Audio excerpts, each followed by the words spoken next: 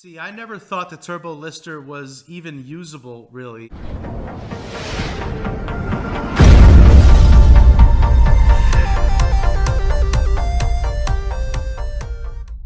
What's going on, everybody? It's Manny, and I am back with another video.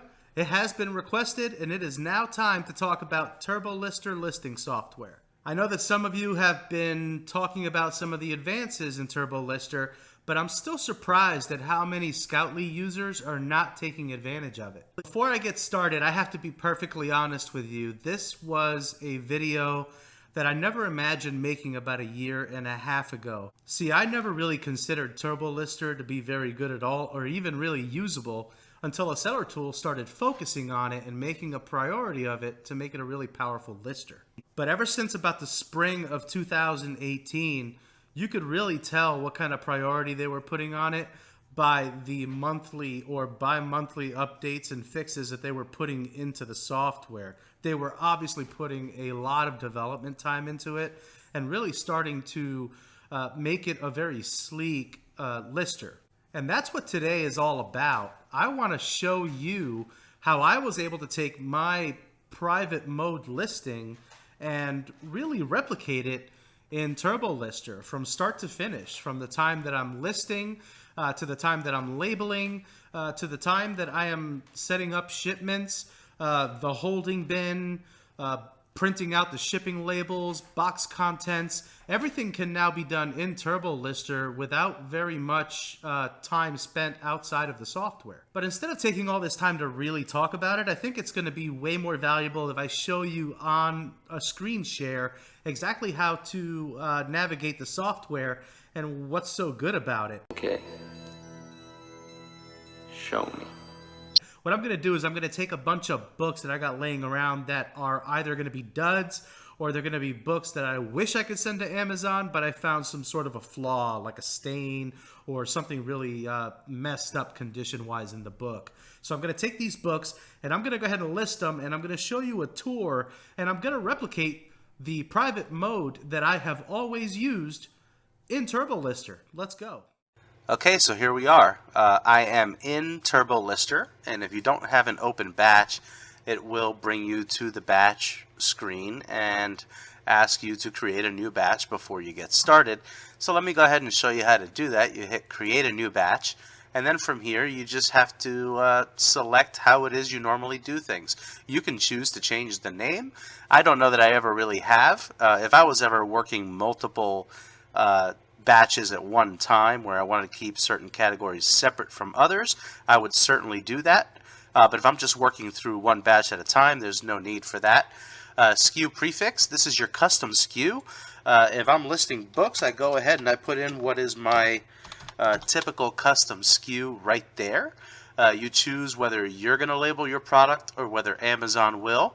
You're going to choose your box content method, which right now is currently only 2D barcode if you do it through Turbolister, but coming soon will be the feeds where you're able to send the feed directly to Amazon. And then ultimately, whether you want to do live workflow or whether you want to go private workflow. I'm demonstrating the ability to replicate my previous private workflow into Turbolister, so I'm going to keep it here. Just another helpful tip, if you are looking to prevent unnecessary splits, you want no part of live workflow. You really only want to work through private workflow. But if you're unfamiliar with it, they will give you the pros and cons of each specific type. They will tell you the positives and negatives of live workflow versus private workflow. This right here is just about perfect for me, so I'm going to go ahead and create this batch. Okay, and this is the main screen, and before I go any further, I'm just going to give you a basic tour of the surroundings. You're going to have the ability to choose the workflow that works correctly for you. With this one here, you're going to be able to turn on and off manual pricing versus setting a default price, which you enter the value there. Here you're able to turn off entering condition notes yourself versus using the default condition notes, which you can set in the notes part of the menu. If I turn this on, notice how all of my pre-written condition notes disappear, and with every listing I will be entering the condition notes as I go. So for private workflow, maximum speed, we turn on default price, and we turn off conditioning as we go so that we use our boilerplate condition notes. Your quantities are here. If you're going to use your zebras, dymos, or rolos, your printer would be turned on here versus turned off if you plan on using 30 up labels through Seller Central. Now, as far as printers go, I will show you the menu so that you can see where you can select your printer settings, run a test, all of those good things. And here, as you are listing, you can select your particular conditions. If I was to start with acceptable and work my way up, you're going to notice that the highlighted conditions have changed, and all I have to do is turn them off, and you'll notice how they all disappeared here. I would just leave on the one that I'm currently going to use, and right now anything that I scan will be listed at that default price, that current cost of goods, and will be assigned that condition note. We're going to get back to this in a minute because I have set some books aside that are either duds or something in the condition was found that makes them unsellable on Amazon. So I will be giving you some examples. But before I do any of that, I really want to show you the rest. And I'm going to start over here. We'll get to this one later, the holding bin. A lot of confusion about how this works, especially with Amazon's new policies. So I will demonstrate it, and I will show you how it is in unison with Amazon's shipment policies. Also, your menu here. This is where you're going to create a lot of the things up front, save you the time as you list. Let me go ahead and click this here. This is your menu setup here. The first one is settings. I'm not going to click on this one because there's a lot of really sensitive information in there. User ID, password, your seller ID is going to be in there, your mailing address. But the one thing that I want you to know about settings is that if you do both FBA and merchant fulfilled, settings is where you're going to want to go to toggle between the fulfillment method. So just remember that settings is pretty much something that I don't go into anymore. But if you're going to list some merchant fulfilled items and you want to switch from FBA, that's where you're going to go. The next one is SKU settings real quick. I want to show you this because your prefix, the prefix that we entered at the beginning of the batch, which is also over here, you can also display it. And let's say you need to change it halfway through. You have a different custom SKU. You can always change it as you list. It's not something that's permanent. You can click in there and change it. Your prefix is always going to be first in your SKU. That's not changeable. If it has down arrows and up arrows, that means that you can move it up as far as what happens next in your prefix as far as your SKU goes. The next thing that I've got listed is the suffix. Every time that you list a book, the suffix is here. This moves up by 1. So I scan the first one, the next one's going to be 2, and then 3, 4, 5. And it's a sequence is what it is.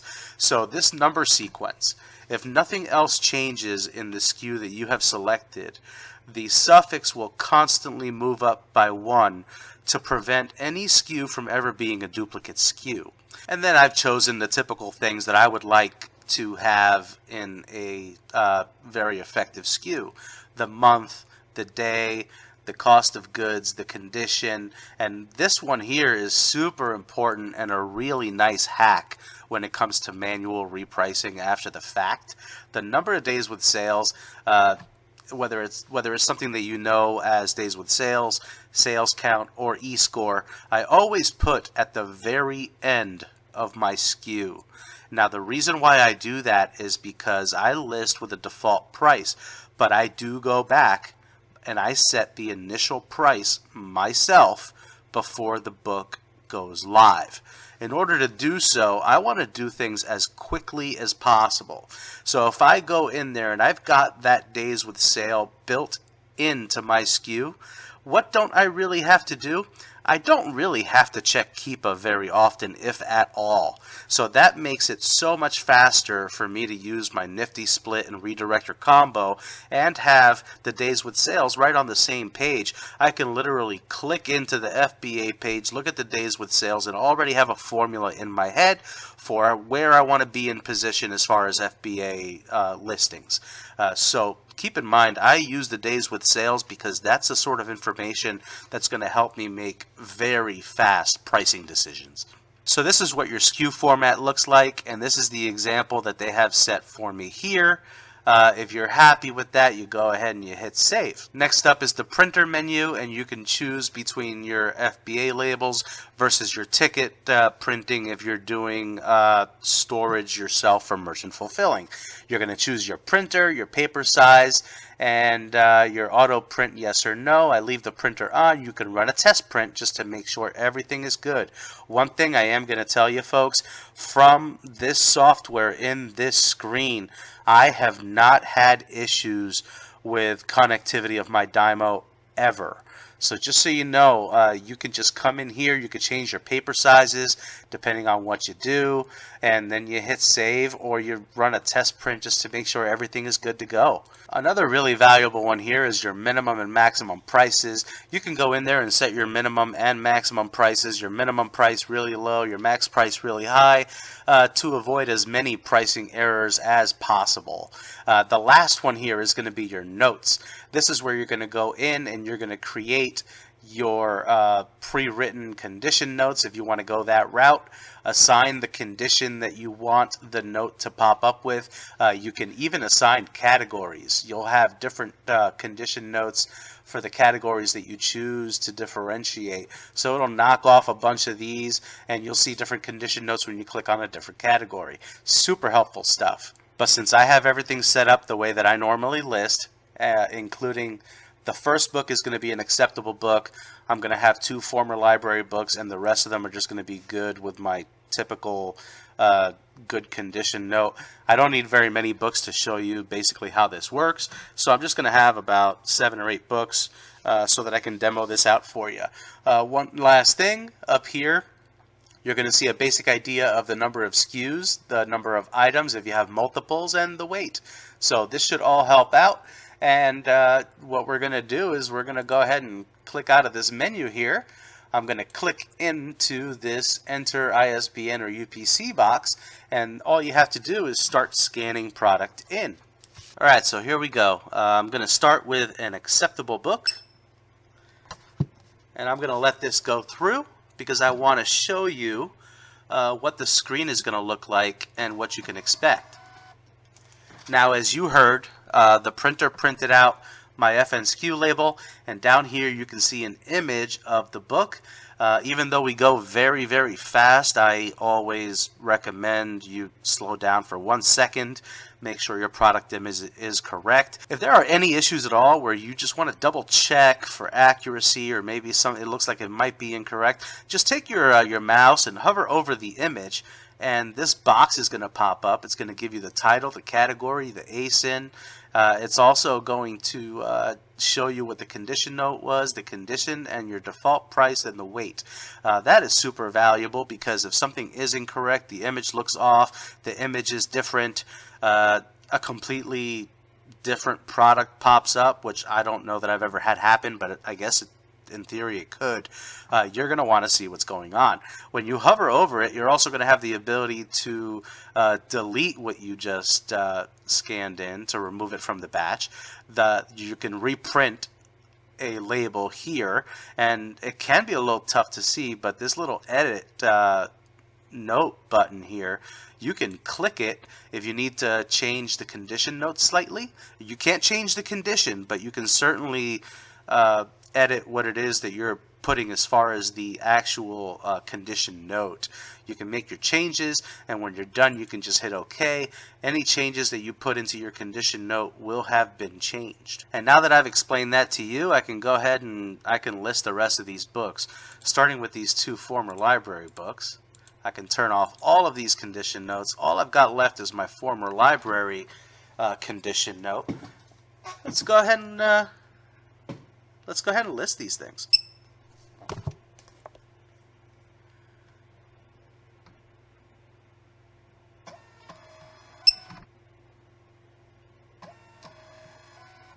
got those listed. I could turn that off, and I could turn on my regular one to do the rest of them.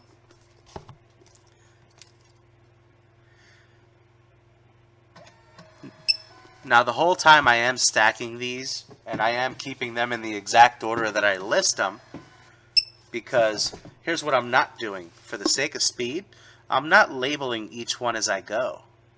The important thing to know is that I'm letting my my labels just hang off the printer. If I keep the books in the same exact order, obviously the labels are all still hanging off the printer, so there's no need to worry. And you would just continue in the same exact way for all the books that you need to list. I feel this is very simple, but absolutely extremely powerful and very comparable to a bunch of other listers out there. The only difference is this actually is free, and it's included with your Scoutly subscription. So you're able to replicate a really nice workflow. The next step that I need to figure out is where all this stuff is going to go. So once you've listed all your stuff, you're going to want to come up here and you want to click the ship button. So after you click the ship buttons, it takes a couple of seconds. It doesn't take very long at all, but the system will give you a preview of the book along with the fulfillment center that is most likely going to be the one that you are asked to send the book to. Now I want to say something very important. The way that it is set up in Turbolister, this is not a shipment yet. This is just a preview, and in no way, shape, or form are you required to send these books to them yet. What you can do is this. Now, of course, I don't have any splits here, but I can show you what the holding bin works like. If you had multiple destinations, if you had splits here, what you would do is you would select one. Let's say, for example, this was the destination that was undesirable. I have no interest whatsoever in sending these books out to Amazon. The only thing that I have to do is select that fulfillment center and hit holding bin. You're going to notice that those books are now no longer in your preview. Those books are all here.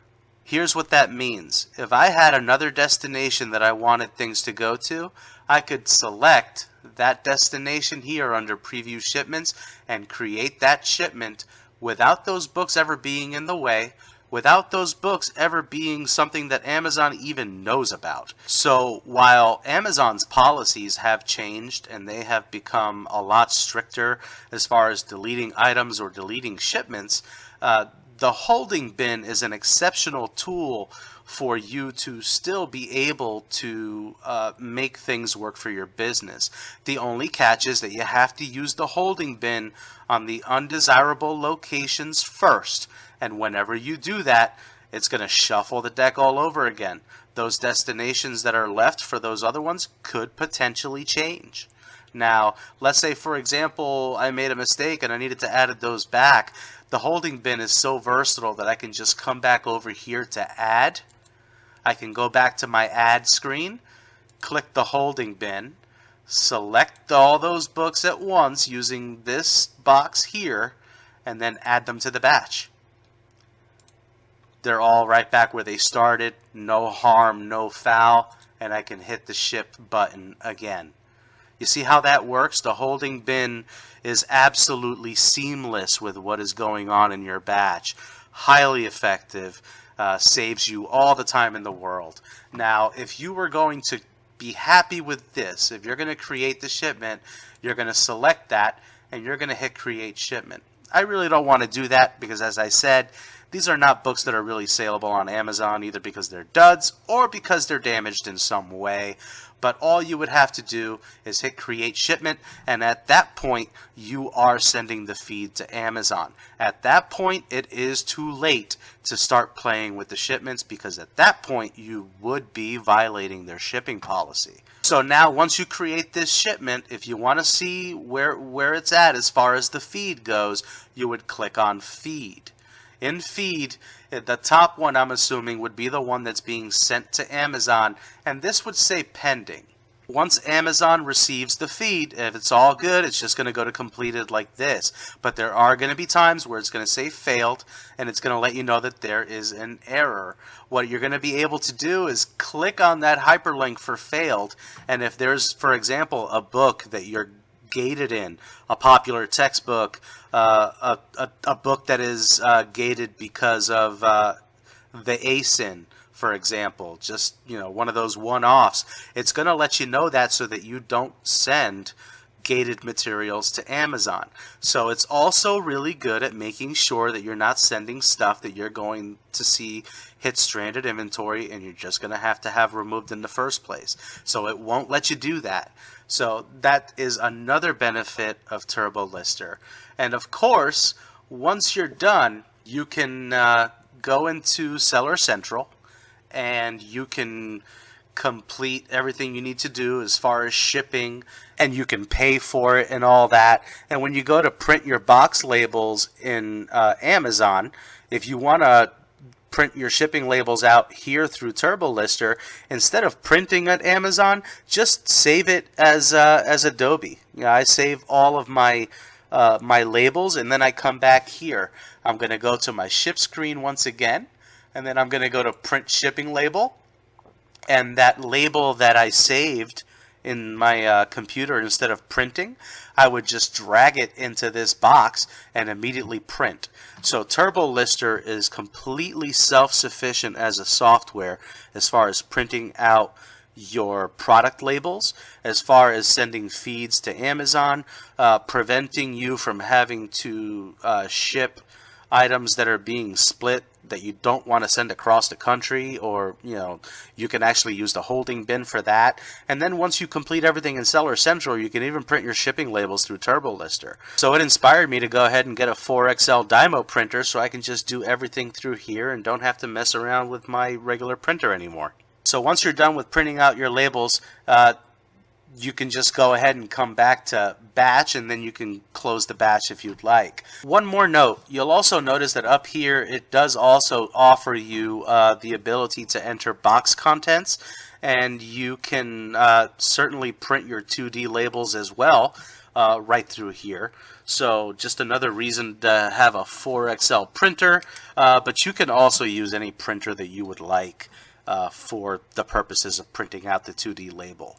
I spent quite a bit of time using my brother laser printer for these labels, but it definitely takes away the pain of box contents, and it definitely will help you to get things done faster. It's also going to prevent you from scanning books in that don't belong with the particular shipment that you're working off of, and it's also going to prevent you from scanning a book that does belong too many times. So if you scan a book a second time, it won't let you do that. It's going to let you know the quantity is wrong.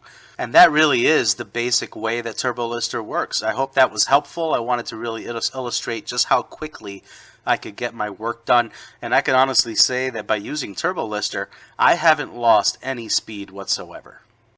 So there you have it, folks. I hope that that was a good introduction for you if you're not using Turbolister. And if you are using Turbolister, I hope that this video has offered you a couple of nuggets, perhaps a couple of workflow tips that could really speed you up. A couple of takeaways for you, though. First things first is make sure you're using that suffix. I place it second for a reason, because I can always see the order that the books were listed in.